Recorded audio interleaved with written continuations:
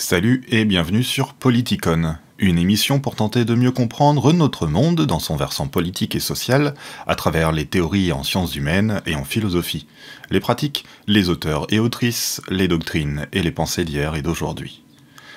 Petit format podcast aujourd'hui pour revenir sur des petites recos de livres que j'ai publiés sur Instagram pendant ma pause, mais qui méritent tout de même d'arriver sur YouTube. Alors, on va commencer du coup avec le féminisme libertaire, sous-titré Des apports pour une société radicalement féministe par la spécialiste des pensées anarchistes Irène Pereira, édité chez Le Cavalier Bleu. Le livre se présente comme une très utile enquête conceptuelle permettant de mieux cerner ce que peut être un féminisme libertaire, alors que d'emblée les deux termes peuvent sembler entrer dans certaines formes de contradiction. En effet, dans l'anarchisme naissant, l'analyse et la lutte contre les pouvoirs religieux et étatiques ne sont pas nécessairement mis en lien avec une lutte contre le patriarcat.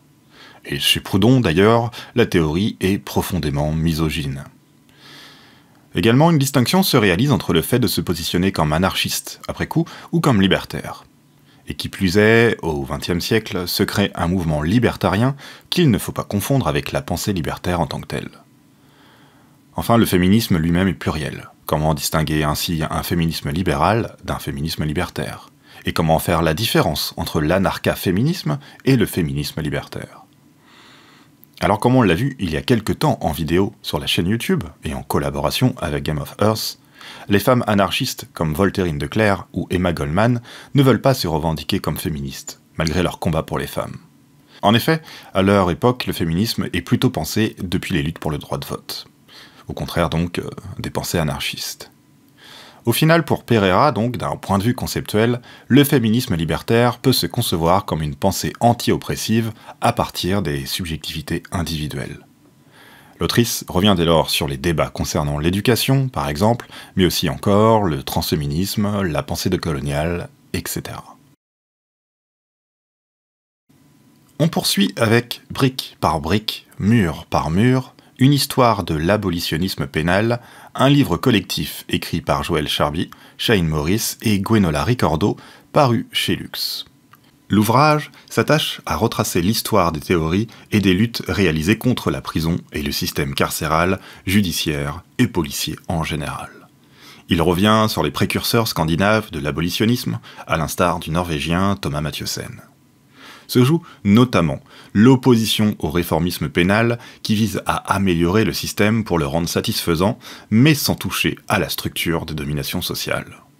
Il s'agit donc de proposer des alternatives qui concurrencent véritablement le système pour changer la société elle-même, tout en agissant sur le court terme parfois pour produire des changements à long terme.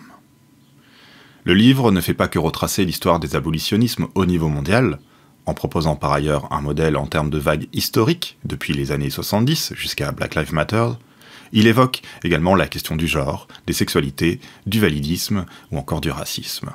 Une très utile FAQ à la fin du livre permet de synthétiser les principaux arguments contre la prison et le système pénal en général, en reprenant les principales oppositions que viendrait pointer l'opinion commune à ce sujet.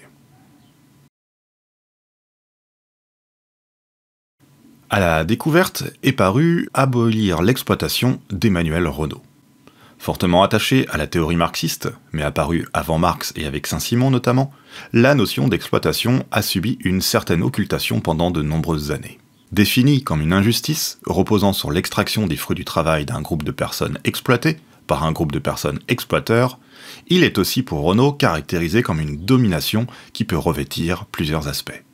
D'une part, elle peut se révéler comme consentie, mais de manière détournée bien sûr, c'est le travail exploité ou la faim, et d'autre part, entre autres, elle est mêlée à d'autres injustices et dominations, comme celles reposant sur le sexisme ou le racisme, sans que ces formes jamais ne se réduisent les unes aux autres. Le livre d'Emmanuel Renaud constitue donc un travail bienvenu d'éclaircissement des concepts, parfois un peu complexes, pour permettre enfin de remettre à l'ordre du jour les questions stratégiques sur l'abolition, précisément de l'exploitation.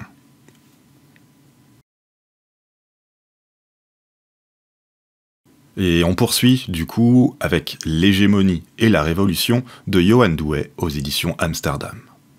L'ouvrage constitue à la fois une introduction à l'œuvre de Gramsci, mais aussi un essai éclairant sur le célèbre révolutionnaire italien, dont la plupart des écrits ont été rédigés dans les prisons fascistes. Alors on le sait, et puis on l'a vu dans l'épisode consacré à Gramsci sur Politikon, la notion d'hégémonie est essentielle. Elle cristallise l'élaboration stratégique nouvelle qui doit être menée. L'hégémonie décrypte l'exploitation, encore elle, et la domination de l'État d'un point de vue global. Elle se définit à la fois par le pouvoir et la manière d'y parvenir, notamment par le jeu d'opposition entre des idéologies concurrentes qui influencent ou non diverses classes sociales. Certaines dominent et d'autres sont subalternes. L'hégémonie peut aussi avoir besoin de la force, quand le seul consentement obtenu par les idées ne suffit pas. L'État peut donc intervenir avec ses appareils de coercition.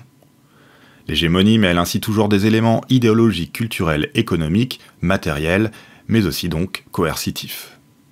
Dans les derniers chapitres de son ouvrage, Douai tente de réactualiser la portée de Gramsci pour notre époque, au sens stratégique.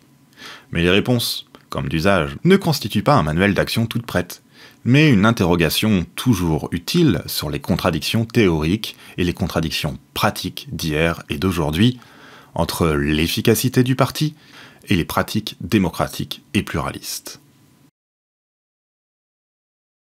Alors on fait une petite parenthèse spatiale avec une histoire de la conquête spatiale de Irénée Regnault et Arnaud Saint-Martin chez La Fabrique.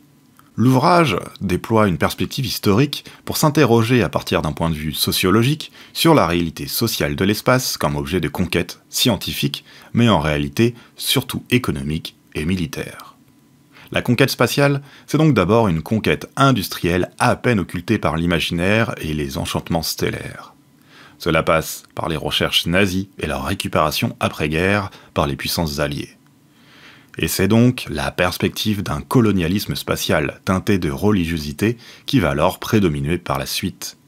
Elle est encore celle des élans mystiques à la Jeff Bezos ou Elon Musk dans leurs projets spatiaux grandiloquents. La planète peut donc bien être sacrifiée si l'humanité peut accomplir sa destinée spatiale, et le capitalisme s'étendre dans une nouvelle infinité. Face à l'astrocapitalisme, peut peut-être alors émerger, selon les auteurs, un imaginaire alternatif plus désirable, qui serait celle d'une utopie communaliste, socialiste, contemplative et spatiale. De nouveau, chez La Découverte, Bruno Perrault a fait paraître Sphère d'injustice, sous-titré pour un universalisme minoritaire. L'ouvrage explore à partir d'une référence parfaitement explicite au philosophe américain Michael Walzer la question minoritaire et celle de l'émancipation. L'idée est donc de contrer l'essentialisation des minorités, de contrer la fixation du groupe en un tout homogène. Car pour Perrault, il y a donc toujours une tension entre la minorité et la majorité, à travers laquelle se dégage de l'oppression et de la domination, bref, de l'injustice. Ce qui fait la définition d'un minoritaire, c'est qu'il sait qu'il l'est quand il peut être menacé à tout instant dans une forme plus ou moins forte d'injustice. Aujourd'hui, quand les minorités réclament la justice, les majorités dénoncent leur tyrannie, le wokisme ou la déconstruction. Dans ce contexte, pour ne pas figer les identités et pour émanciper, dans un élan à la Nancy Fraser, Perrault précise qu'il faut agir sur une relation majorité-minorité et sur les conséquences mêmes des injustices dans une perspective d'intrasectionnalité qui soit celle d'un universalisme minoritaire qui intègre les autres en nous. On poursuit avec Frontières et domination de Harsha-Walia chez Lux. Le livre montre comment le dispositif de la frontière constitue un moyen de contrôle et d'exploitation sociale, que ce soit dans les pays explicitement autoritaires que dans les démocraties occidentales les plus progressistes. Dans ce contexte, l'État assure un impérialisme des frontières, qui criminalise les migrations et en use toujours comme d'une main-d'œuvre corvéable. Les frontières sont l'expression ainsi d'un ordre colonial, racial et capitaliste qui fonctionne entre autres par exclusion directe ou par inclusion et marchandisation, et donc qui hiérarchise les vies à travers le monde. Contre la frontière, il faut donc viser son abolition et avec elle la disparition des ethno-nationalismes et du capitalisme. Pour citer l'autrice dans sa conclusion, nous pouvons tisser des solidarités dans une optique d'abondance et célébrer l'interdépendance des particularités qui contribuent à notre humanité.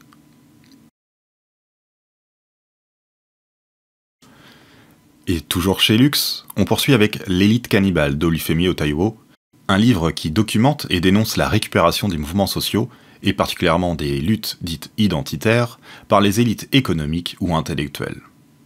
Précisons ici que le terme identitaire est utilisé sans connotation péjorative, qui est une connotation particulièrement remarquée dans un contexte francophone. Cette récupération donc des luttes identitaires s'opère à travers une idéologie opportuniste de la bienveillance.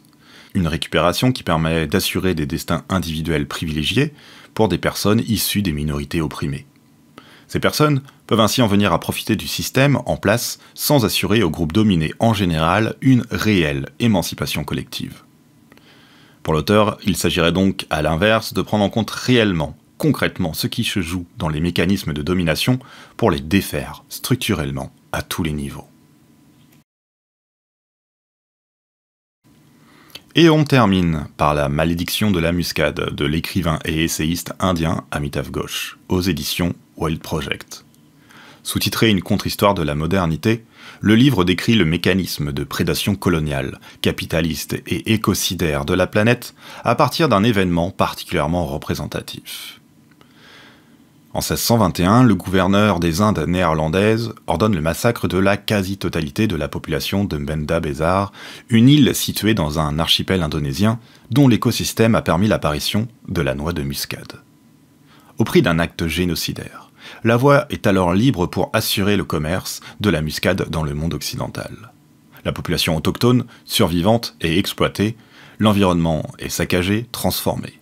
Partout ailleurs, la logique reste la même, colonisation, terraformation, et pour l'auteur, à travers un sens du récit prudent, rien n'a particulièrement changé aujourd'hui. Voilà pour cette petite récapitulation des recos de livres.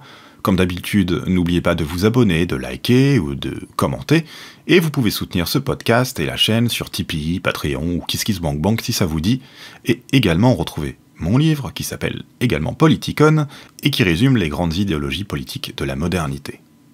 On se retrouve une prochaine fois, mais en attendant, comme d'habitude, portez-vous bien.